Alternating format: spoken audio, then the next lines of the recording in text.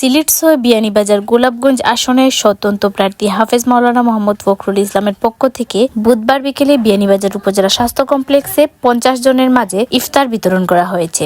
অনুষ্ঠানে সঞ্চালনায় ছিলেন মানব সেবা সংস্থার সাধারণ সম্পাদক রেজাউল করিম। আয়োজকরা জানান, পবিত্র রমজান মাসে অসহায় ও রোগী স্বজনদের পাশে দাঁড়ানোর অংশ হিসেবে এই ইফতার বিতরণ কর্মসূচি গ্রহণ করা হয়। ভবিষ্যতেও এ ধরনের মানবিক কার্যক্রম অব্যাহত থাকবে বলে তারা আশাবাদ ব্যক্ত করেন। উপজেলা স্বাস্থ্য কমপ্লেক্সে আইয়া ৫০টা ইফতার বিতরণ করছি আমরা মাওলানা ফখরুল ভাইয়ের পক্ষ থেকে এবং মানব সেবা সংস্থার বাস্তবায়নে মানব সেবা সংস্থার সাধারণ সম্পাদক রেজাউল করিম ভাইয়ের সঞ্চালনায় আর আমি খায়রুল ইসলাম মানব সেবা সংস্থার সিনিয়র সদস্য।